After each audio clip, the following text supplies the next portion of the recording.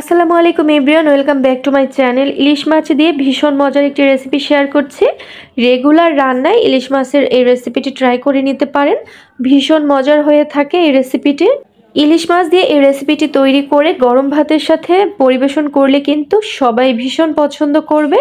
প্রথমে ইলিশ মাছগুলো আমি লবণ, হলুদ আর মরিচের গুঁড়া দিয়ে ভালো মতো করে এপিট-ওপিট করে মেখে নিয়েছি।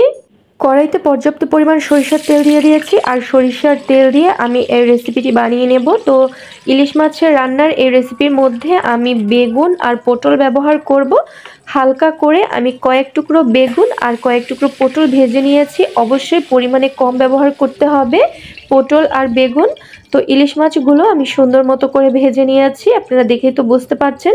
সব কিছুই কিন্তু একদম কড়া করে ভাজিনি, হালকা করে ভেজে নিয়েছি।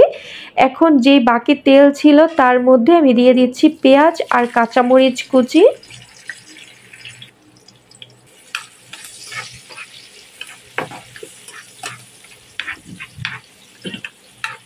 পেঁয়াজগুলো একটু ব্রাউন কালার হয়ে আসলে দিয়ে দিচ্ছি হলুদের গুঁড়া আর লাল মরিচের গুঁড়া।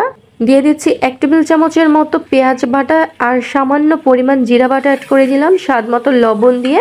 এখন সব কিছু ভালো মতো করে একটু নেড়েচেড়ে নিচ্ছি। মশলাটা কষানো হয়ে গেলে আগে থাকতে ভেজে রাখা ইলিশ মাছ, পটল আর বেগুন দিয়ে দিলাম। এখন আমি ভালো মতো করে একটু নেড়েচেড়ে নিচ্ছি।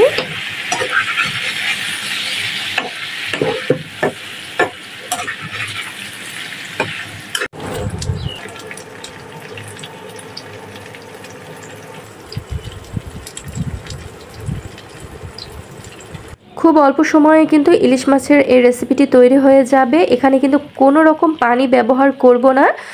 তেলের মধ্যে আমি ইলিশ মাছের এই রেসিপিটি রান্না করে নিয়েছি। দেখুন, দেখতে কিন্তু ভীষণ লোভনীয় হয়েছে। গরম ভাতের সাথে গরম গরম পরিবেশন করুন, পরিবারের সবাই পছন্দ করবে।